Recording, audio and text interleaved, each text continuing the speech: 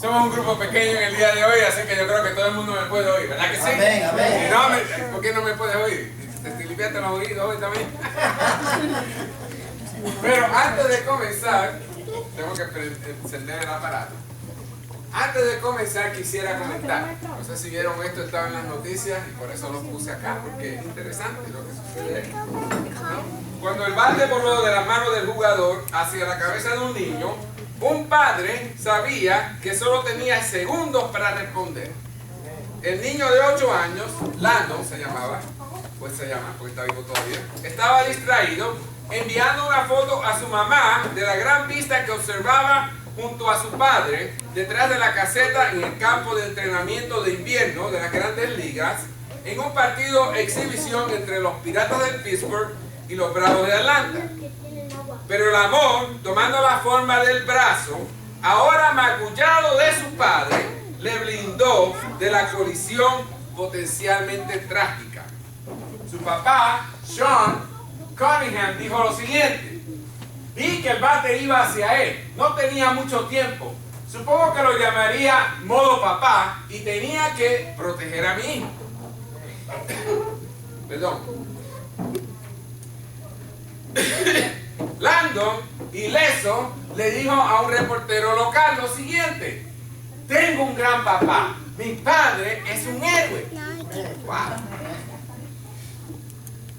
La imagen es un eco de la eternidad, una sombra de lo divino. ¿O no sabemos que tenemos un padre que es un gran héroe? La imagen desde entonces ha ido viral, todas las demás personas se alejan del palo, excepto el padre, que se ve su mano moviéndose hacia él. Tal vez no conozcas a Ernie Johnson, el comentarista ganador del premio de Turner Sport. Él apareció recientemente en E60 de ESPN. Ya saben que me gusta ver los deportes. En este particular episodio se destacó el trabajo duro y ascenso a la fama de Johnson, pero el tema central de la historia de Ernie fue su deseo de bendecir a sus hijos. Según Ernie, no hay nada mejor que pueda hacer un padre que bendecir a su hijo. Wow, interesante, ¿no? Su padre le había bendecido y ahora él quiere bendecir a sus hijos. Otro eco de la eternidad, una sombra de lo divino. ¿O no creemos que nuestro Padre nos bendice cada día?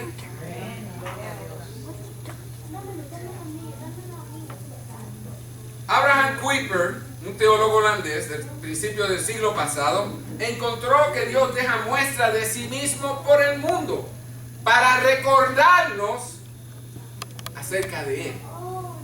Él escribió otras palabras: estas pocas piedras preciosas que descubrimos en la tierra son simplemente las señales dispersas de una nueva Jerusalén. Wow. Pues no debemos de escatimar a la gente que escribió antes de nosotros. Debemos de estudiar lo que dijeron. Sean Cunningham y Ernie Johnson nos recuerdan el amor de un padre. Sean asumió voluntariamente el dolor para proteger a su hijo. Ernie trabaja sinceramente para bendecir abundantemente a sus hijos. Su amor se hace eco y nos recuerda del amor de nuestro Padre Celestial. ¿Cómo? Debemos de preguntar ¿cómo? ¿Por qué yo puedo decir eso? Bueno, primeramente estamos en las manos del Padre. Juan 10, versos 27 al 30 dice: mis ovejas oyen mi voz y yo las conozco y me siguen. Yo les doy vida eterna y no perecerán jamás, ni nadie las arrebatará de mi mano. Mi Padre que me las dio, mayor que todos es, y nadie las puede arrebatar de la mano de mi Padre. El Padre y yo uno somos. Ahora está en rojo. ¿Por qué está en rojo? ¿Lo dijo Ángel Plan? ¿Lo dijo el pastor? No, lo dijo Jesús de Nazaret. El enemigo no puede tocarnos a menos que le pidan permiso a él. ¿Por qué digo yo esto? Porque en Lucas capítulo 22, verso 31, dijo también el Señor: Simón, Simón, Satanás os ha pedido para zarandearlos como a trigo. Y acuérdense que Pedro era el que decía, no, yo soy el Arnold de mi época. Si alguien te toca, yo le voy a cortar la cabeza.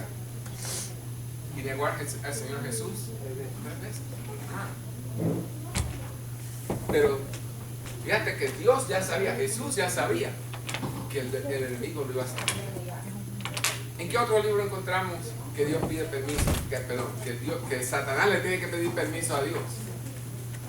Job, capítulo 1, capítulo 2. Léaselo, esa es su asignación, su homework.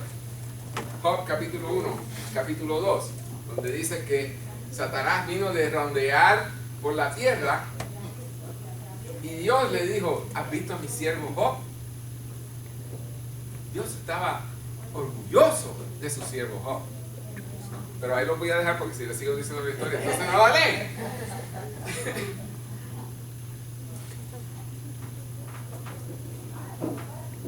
Y si se pasa por esa situación, en otras palabras, si Satanás nos ataca, recuerde que esto es un filtro que solo permite que puedan ser canjeados por la gloria de Dios y nuestro bien. Y no digo eso porque me lo inventé, es porque la palabra de Dios dice en Romanos capítulo 8, verso 28, sabemos además que a los que aman a Dios, todas las cosas los ayudan a bien, esto es, a los que conforme a su propósito son llamados.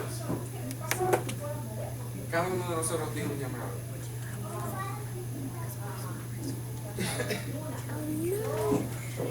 La cruz es un recordatorio de que Dios se preocupa no solo acerca de nuestra salvación, sino también nuestra situación, lo que está pasando hoy en día.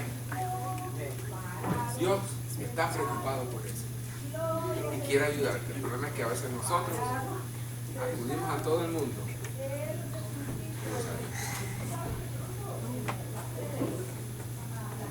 El Hijo nos puede salvar. Hebreos 7:25, por eso puede también salvar perpetuamente a los que por Él se acercan a Dios, viviendo siempre para interceder por ellos. Usted y yo somos salvos porque Jesús derramó su sangre, pero podemos atraer a otros con nuestra actitud a que vengan a los pies del Señor. Vengan los miércoles, estamos hablando acerca de cómo presento a Cristo, ¿verdad que sí, hermana? Ahora el Hijo está a la diestra del Padre, intercediendo a nuestro favor. Él está pidiendo al Padre provisión para nuestras necesidades. Filipenses 4:19 dice, mi Dios pues suplirá todo lo que os falta conforme a sus riquezas en gloria en Cristo Jesús. Cristo Jesús quiere darte lo mejor. En muchas ocasiones dejamos que esto se nos vaya a la cabeza. Tengan eso presente, ¿no? Desparrama su gracia abundantemente. Segunda de Corintios 9:8 dice, y poderoso es Dios para hacer que abunde en vosotros toda gracia, a fin de que teniendo siempre en todas las cosas todo lo necesario, abundéis para toda buena obra. Las obras no te hacen salvo, pero una vez que eres salvo, tienes que hacer obras. No podemos quedar callados de la gracia que tenemos dentro de nosotros. Tenemos que compartirla. Y es una pena que hoy en día eso como que se relega. No sé si usted lo sabe, pero lo va a saber ahora porque se lo voy a decir. Si usted lo ha oído anteriormente, pues me va a oír repetirlo. Soy viejo, puedo repetir las cosas. Esta iglesia es tan pequeña, pero tenemos misiones en Perú. No en la ciudad capital, allá en Lima. ¿Dónde es que tú eres? Del Callao, no el Callao, eso queda ahí donde está todo submarino. Exacto. En la jungla, donde las otras iglesias no van porque nosotros para allá, ¿no? Allá hay cocodrilos, y hay pirañas, y hay. Pues allá es que vamos a ir, porque allá es que Dios dijo que vamos a ir. Una iglesia pequeña porque ha impactado a muchas personas en otros países. Pensemos en eso.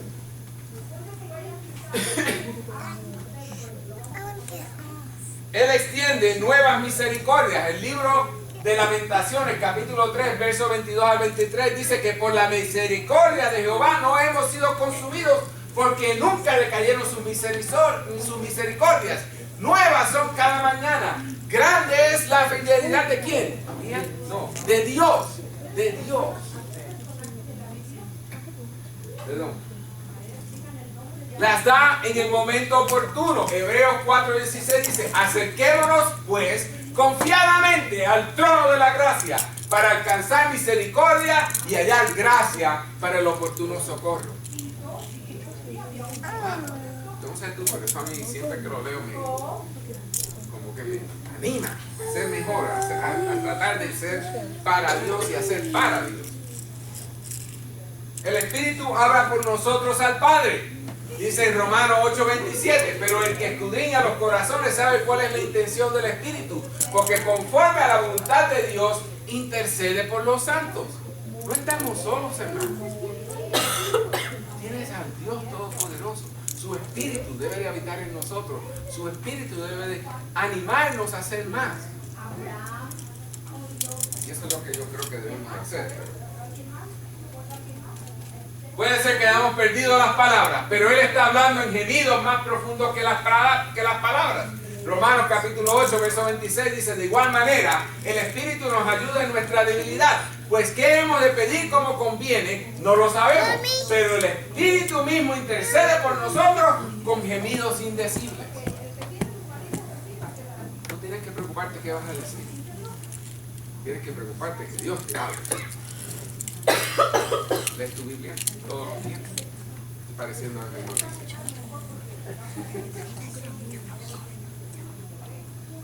En este momento, Él está pidiendo al Padre lo que usted necesita. Sabe mejor lo que usted necesita que usted mismo. Y sus pensamientos acerca de nosotros son más numerosos que los cabellos en nuestra cabeza. Aquellos que todavía tenemos cabello. Personas que ya no. Recuerde, Dios hizo solamente X cantidad de cabezas perfectas. El resto lo escogió de un pelo. Lucas 12:7 dice: pues aún los cabellos de vuestra cabeza están todos contados. No temáis pues, más valéis vosotros que muchos pajarillos. Wow, somos importantes para Dios. Él está en completo control. Salmos 135:6 dice: todo lo que Jehová quiere lo hace en los cielos y en la tierra, en los mares y en todos los abismos. Se siente en su trono y hace lo que le plazca. Salmo 115, verso 3. Nuestro Dios está en los cielos. Todo lo que quiso ha hecho. Dios es Dios. Nadie le va a impedir a Él. Hace unos segundos aquí había un slide. Decía, cuando la ciencia te dice, no podemos hacer más nada, pero tú eres una creyente, tú eres un creyente en Dios y vas donde Él, te humillas, ¿qué sucede? Yo te puedo decir, porque a mí me lo han dicho en tres ocasiones. Mira, gracias a Dios todavía estoy aquí. Viejo, la hermana me estaba limpiando. No, pero bueno, el cuerpo se pone viejo, pero el alma está joven. Yo le creo a Dios, y la Biblia dice, capítulo 6 de Génesis, verso 3, ¿cuánto vivirá el hombre? 120 años. Mira, está en mis genes también, porque mi mamá cumple 97 años el abril 11 de este año. 97. Y yo hablo con ella y la única cosa es que tiene sordera, ¿no? Porque los años no pasan en vano. Pero ella te habla de política, te habla de todo, ¿no?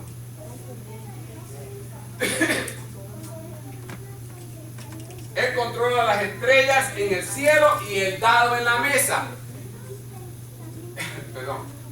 Proverbios 16:33 dice: las suertes se echan en el regazo, pero la decisión es de Jehová. La decisión final es de Dios. Si Dios te llama, amén. Si Dios quiere que tú vivas aquí, hay un propósito. Pero vas a estar aquí. Los reyes reinan temporalmente y pueden pronunciarse, pero nuestro Dios reina eternamente. Proverbios 21:1 dice: como aguas que se reparten es el corazón del rey en la mano de Jehová. Él lo inclina hacia todo lo que quiere. sin importar si es elegido, nuestro candidato deseado. Esta mañana había una interesante conversación aquí, so les puse ahí eso para que vean. Dios es el que está en control. ¿Quién va a ganar? El que Dios quiere. Hay una razón por eso. Yo no tengo que estar de acuerdo con la persona que se elija, pero yo tengo que votar mi conciencia. Mi conciencia, se lo he dicho miles de veces. Ninguno hay que sea bueno, pero tú puedes, por lo menos en esta nación, gracias a Dios, tú puedes escribir la persona que tú quieres votar por. So, ahí lo dejo. No quiero decir más nada. La vida puede parecer fuera de control, pero sabemos que Dios está en completo control. Usted puede estar distraído como el niño Landon, pero Dios es nuestro protector. Jesús no tiene un brazo magullado.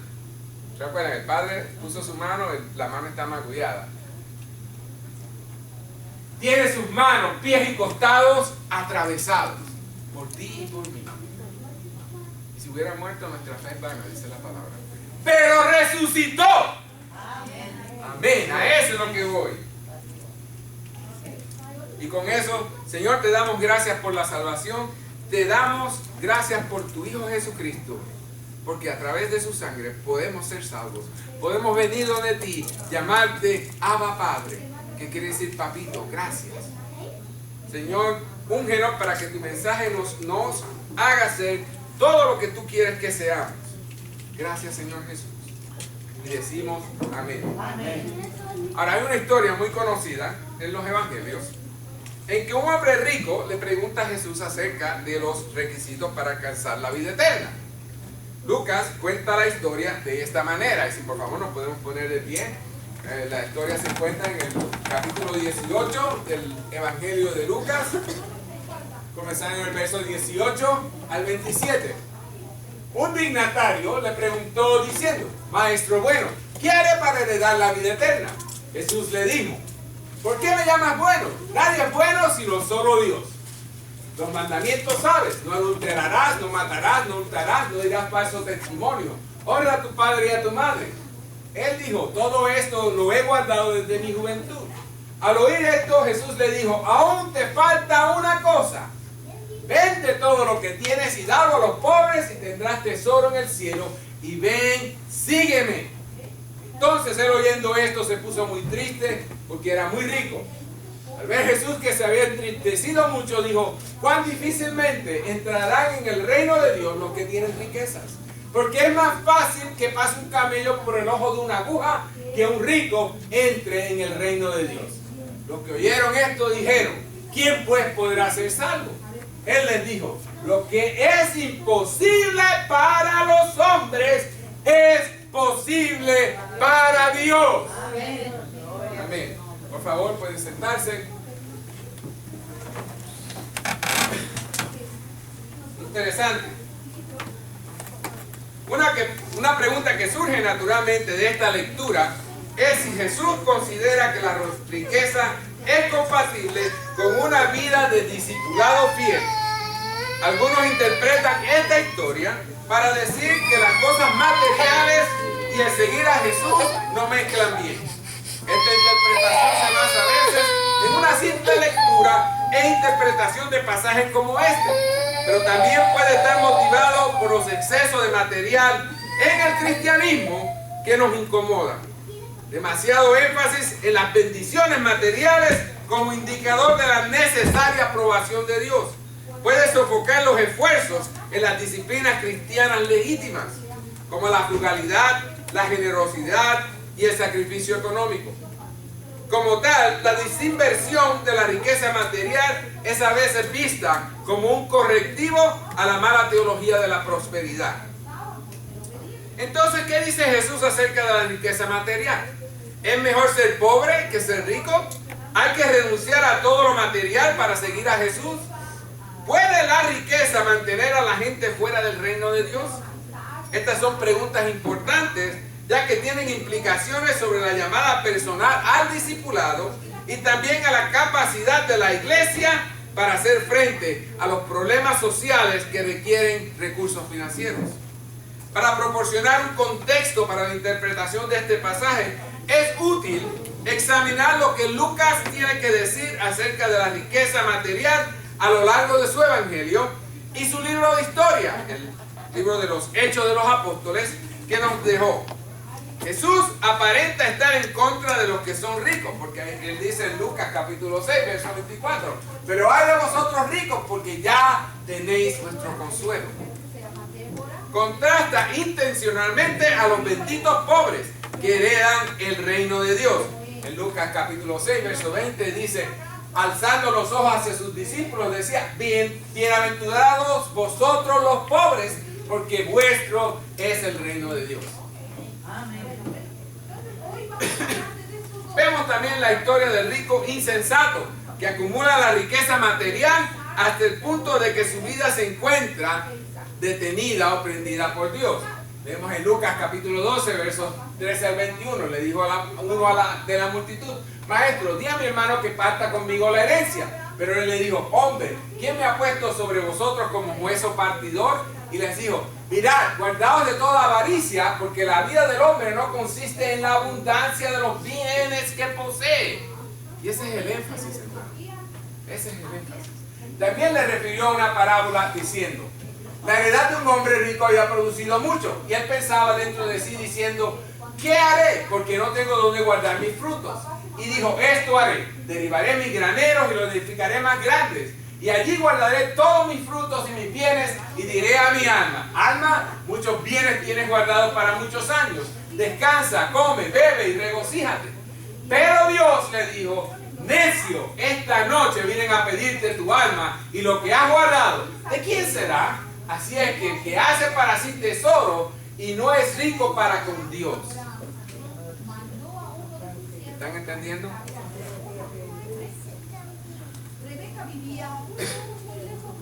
Vemos la palabra del hombre rico que se encuentra en el Hades, mientras que el pobre Lázaro mire desde la comodidad de la otra vida. Lucas capítulo 16, versos 19 al 21. Había un hombre rico que se vestía de púrpura y de lino fino y hacía cada día banquete con esplendidez. Había también un mendigo llamado Lázaro que estaba echado a la puerta de aquel, lleno de llagas, y deseaba saciarse de las migajas que caían de la mesa del rico. Y aún los perros venían y le lamían las llagas.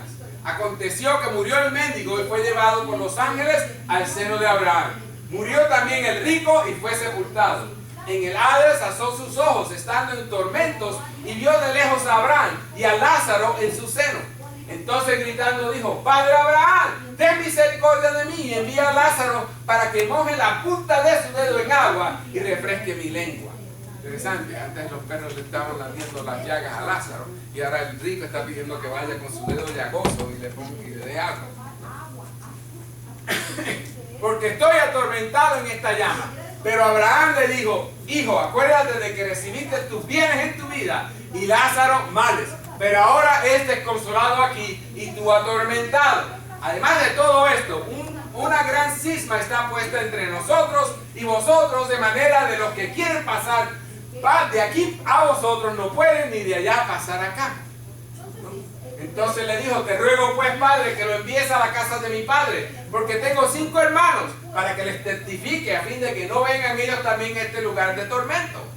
Abraham le dijo, a Moisés y a los profetas tienen, que los oigan a ellos. Él entonces dijo, no, padre Abraham, pero si alguno de los muertos va a ellos, se arrepentirán. Pero Abraham le dijo, si no oyen a Moisés y a los profetas, tampoco se persuadirán, aunque alguno se levante de los muertos. Wow, qué mucha enseñanza hay aquí, pero tenemos poco tiempo, o sea, no podemos detenernos en todos los detalles que hay aquí, ¿no? También en Hechos, capítulo 5, versos 1 al 11, se nos habla de Ananías y Zafira. Pero cierto hombre llamado Ananías, con Zafira su mujer, vendió una heredad y sustrajo parte del precio, sabiéndolo también su mujer. Luego llevó él solo el resto y lo puso a los pies de los apóstoles.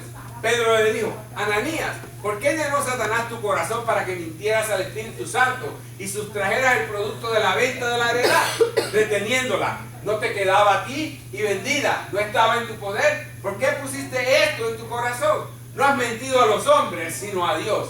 Al oír Ananías estas palabras, cayó y expiró, y sobrevino un gran temor sobre todos los que lo oyeron.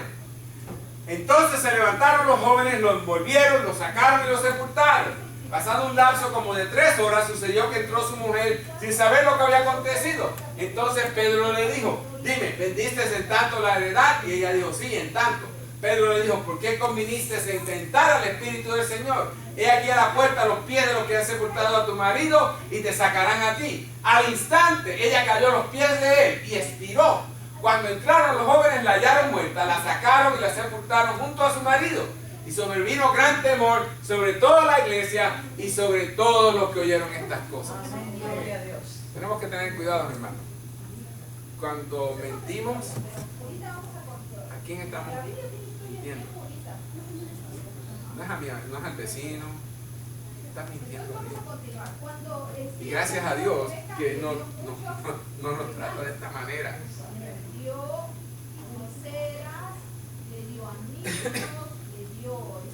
Nuestras posesiones sin duda pueden obstruir el camino de la clase de vida correcta que debemos de seguir en el reino de Dios.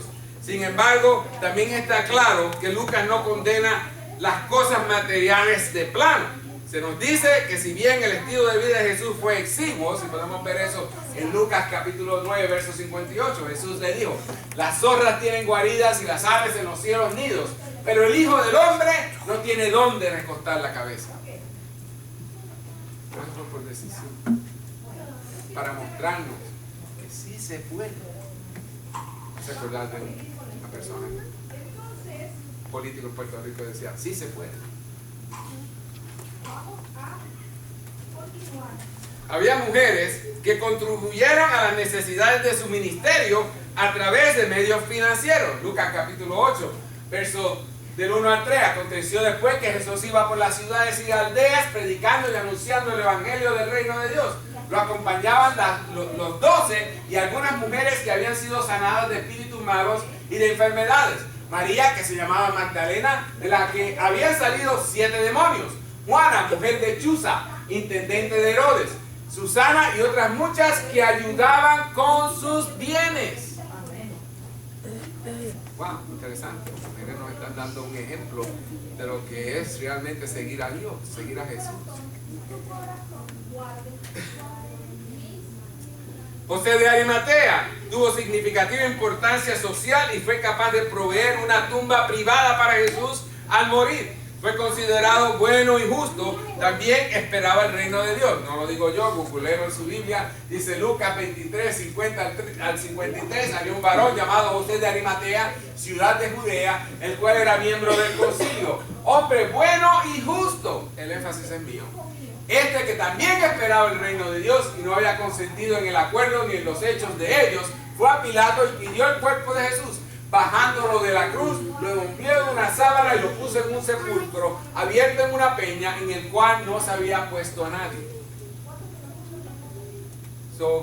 Hay personas que tenían bienes, ¿no?